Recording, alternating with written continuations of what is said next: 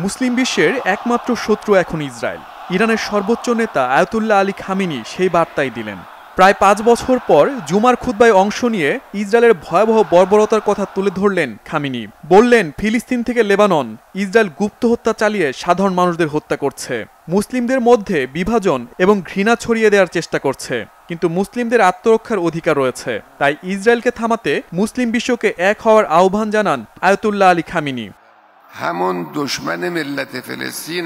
Iran, ফিলিস্তিন, Lebanon, মিশর, Iraq, Syria ও ইয়েমেনের সবচেয়ে বড় শত্রু এখন ইসরায়েল। এই শত্রুপক্ষ মুসলিমদের মধ্যে বিভাজন ও ঘৃণার বীজ বপন করতে চায়, কিন্তু সেটি হতে দেয়া হবে না। ফিলিস্তিনিরা তাদের নিজ ভূমিতে বসবাস করার অধিকার রাখে, কিন্তু তাদের জীবন কেড়ে নেওয়া হচ্ছে, ধ্বংস করা হচ্ছে ফিলিস্তিনিদের ফসলি জমি। এই অধিকার ফিরিয়ে দিতে হবে। এজন্য মুসলিম বিশ্বের প্রতিটি দেশকে একই লক্ষ্য নিয়ে এগিয়ে আসতে হবে। খামেনি বলেন, হামাস এবং হিজবুল্লাহ ফিলিস্তিনিদের জন্য যুদ্ধ করছে, তবে তাদের উপর ইসরায়েল বর্বর হামলা চালাচ্ছে।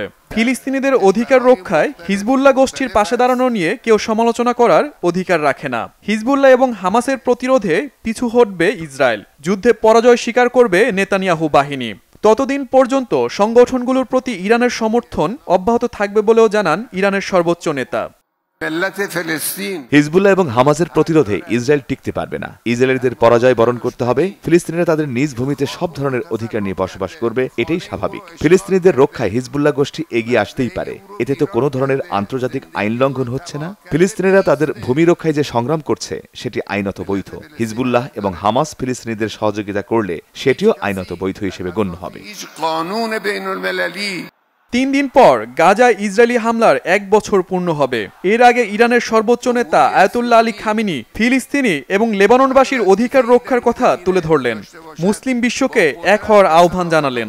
খুতবায় উপস্থিত হাজারো মানুষ ইরানের সর্বোচ্চ নেতার এই আহ্বানের প্রশংসা করেন।